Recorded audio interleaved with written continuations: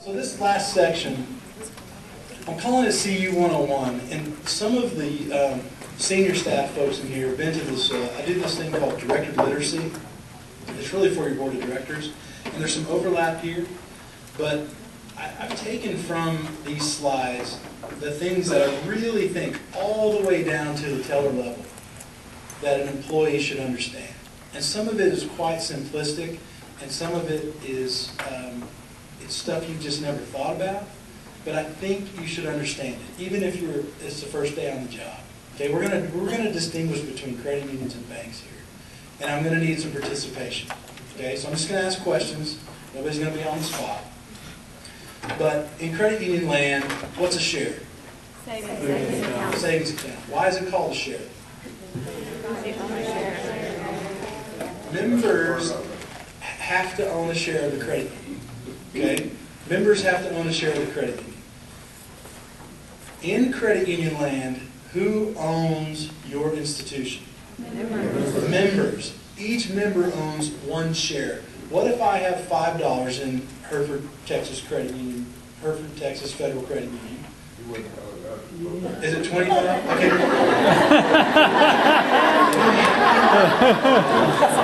Well, okay, so Hereford's too rich for my blood. What if I had $5 in share? No, so that's a good point.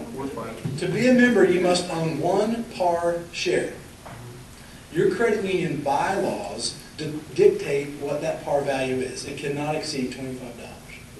Okay, but most credit unions are either at $5 or $25.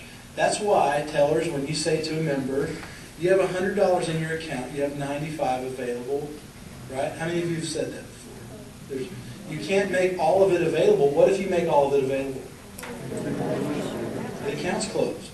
So that one $5 or $25 share of the credit union represents their ownership of the institution. Okay, it's just like stock. But what if I have $5 and Troy Don has $1 million? How many votes does Troy Don get? How many shares does he own? He owns one share, he gets one vote. Yep. So once you buy that share, you're eligible to do really anything within the credit union as far as the services that they provide under the terms of those services. So the members own the credit union. Each member owns one share. We're going to get back to this slide in a second. So what is a share draft account? Checking account. Checking account. Why don't we call it a checking account? Well, in some cases we do, right? It's not a bad word, but the distinction between being a member who owns shares and a member who has a share draft account, and in a bank, do they have a share of the bank? No. Who owns the bank? The Ware family. You guys know they own Amarillo National Bank. At one time, it was the largest privately held bank, I believe, in the country. Pretty well-off family. Okay, they own the shares. There are not a lot of people in the box of ownership. Okay, what happens to profits in a credit union? Right? They belong to the members. There's only two things that can be done with profit within a credit union. And I did use the word profit. How many of you know the credit unions are not for-profit entities, legally? There's a huge difference in not-for-profit and non-profit. If you give money to Children's Miracle Network, it is a non-profit 501c3, and your donation is tax deductible. Credit unions are not non-profit. Okay, they're not charities. It's a not-for-profit entity, and really all that means is that no matter how much money your credit union makes or doesn't make, there's only two things that can be done with that money. We can give it back to the owners. Who are the owners? The Ware family? The members. How do we give money back to our members? Dividends. We can pay our members. They would each get their small portion. If we made $100,000 and we had 1,000 members and they all had equal amounts of money in the credit union, which is a hypothetical situation, they would each get $100. Okay? What's the other thing we can do with profit? We can retain. Okay? We can just stick it in the balance sheet. We can put it in our equity. Okay? What do we use retained earnings for? Why is a credit union allowed to retain its earnings? Why don't they have to just give it all back to the members? Well, what happens if next year, if we give everything to the members in 2012, and in 2013 we come up a little short and we don't make a profit? We just close her down? Well, no. The government requires us to have a certain amount of earnings in retainage just in case. Okay? That number is 7% of assets, if you want to know that number. So there's two things we can do. We can give it to the member, or we can retain it. And that's it. That's why we're a not-for-profit entity. The money cannot be distributed to your board members. Your board members make how much a year? Who knows? They are volunteers. Your supervisory committee makes how much per year? Zero. So the slang keeps going. We have shares, we have share drafts, and we have share certificates. In a credit union, that'd be called deposits, checking, and CD, or certificate of deposit. We have members instead of customers because they own a share of the credit union, right? So let's look at this breakdown. If members are at the top of the pyramid, how do the members govern the credit union? Well, they elect a board of directors. How's this done? Who knows? Annual meeting. A credit union must have an annual meeting of its members every single year. How many of you have more than 50 members show up at your annual meeting? Look at y'all. You must give stuff away. Nobody cares, right? Nobody goes to vote and says, you know, I'm going to get Bob in there as the chairman this year because I really support Bob as chairman. People don't campaign for these positions. They're usually asked, there's a nominating committee put together, and they're asked very nicely, Mr. So-and-so, Mrs. So-and-so, would you be willing to serve on our board? It's going to serve 2,000, 3,000, 4,000 members. You'll have a fiduciary responsibility to oversee the direction of the credit union. It's a huge responsibility. And considering it's unpaid and there is some personal liability to those individuals, we should thank them very often. Because most of us, if we really knew what we're getting into, would say, I'm not going to serve on a board for a credit union. There's way too much responsibility for that. So, and this is true, I want you to understand the smallest credit unit we deal with is about 2 or 3 million, 2 million. The largest credit union in the nation is about 26 billion. They're all governed exactly the same way by elected officials who are not paid. Now, does the Board of Navy Federal get to go on a nice cruise every year for their strategic plan? Probably. So it's kind of like getting paid, but they don't get a salary. Okay? They don't get direct compensation. So the board has 3 tools at their disposal to manage and oversee the credit union. That is the CEO. Guess who gets to hire and fire the CEO? The board. The CEO is not the ultimate boss of any credit union. Now, they're your ultimate boss in most cases, but they are at the beck and call of the board of directors. The board can also employ a credit committee. Many of us have done away with credit committees and decided to hire what? Loan officers. Loan officers. Okay? Loan officers are responsible for credit decisions, right? And then there's also the supervisory committee. The supervisory committee is appointed by the board to oversee internal controls. So they're not elected. The board is elected. And one of the first things they do is appoint supervisory committee members. Now, state chartered credit unions are not required to have a supervisory committee. So the responsibility for overseeing internal controls falls on the board. Okay? The supervisory committee, or the board, depending on if you're a state charter, has 2 primary responsibilities. They are to perform or have performed an annual audit. How many of you have been through an audit or 2? Most of you have been around. I recognize most every face. They are also to perform or have performed a biannual verification of member accounts. Those are the 2 things that, if you want to boil down the supervisory committee or your audit committee or the responsibilities of the board outside of their directorship that have to be done, is everyone know what a verification is? When you get the little slip in with your statement that says, review this statement, if the balance isn't right, contact our auditors, or contact our supervisory committee, or contact our board. It's a way to give the members a chance to say whether their balance is right or not. Has to happen once every other year. Okay? Again, these folks are all volunteers. Any questions about the structure of members, board, the tools the board has, and the folks the board appoints? I really think if you don't know who your directors are, and you don't know who the members of your supervisory committee are, if you have one, I think that's a good question to ask your supervisor. You know, can I get a list of names? Would it be possible if one comes by to introduce me? I'm a new employee. I've never met the chairman of the board. Because they're people, just like me and you, and they're volunteers, and they don't want to come in and strut their stuff and say, do you know who I am? I'm the chairman. But I'm sure they would love to know you.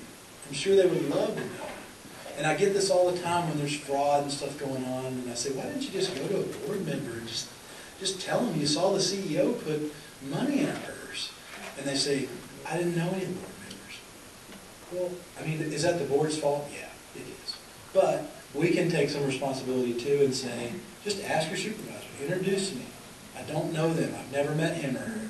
Okay? They're nice people. They're regular people. All right, so let's talk about how a credit union makes money.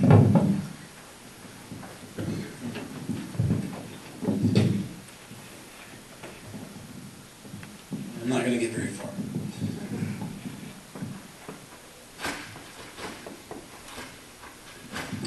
When a member walks into the credit union and makes a deposit, if you're a teller in here, tell me what happens to the money. Someone raise your hand. Not a trick question, just what do you do with it? Someone raise your hand. You back there, what do you do with the money? Count it. And then what? Double check it, put it in there, deposit it, put it in your account, and then put it in my drawer. Goes in the drawer, right? Right. Goes in the drawer. How much money does the credit union earn on a dollar that's sitting in the teller drawer? Zero, right?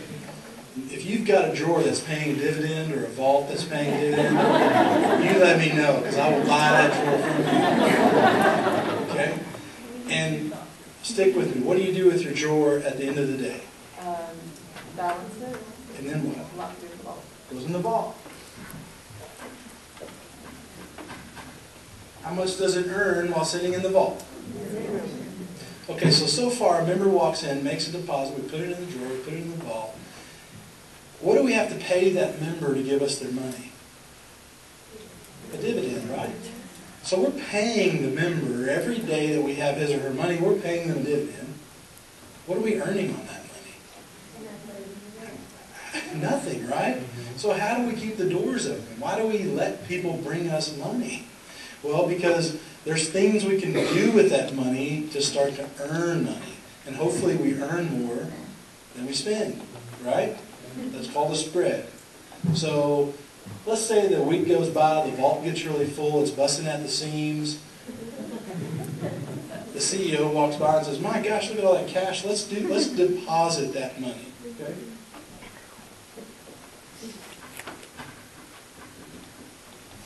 So we deposit the money at a local bank, typically, which I know that's a bad word, but we have a correspondent bank where we put our excess liquidity.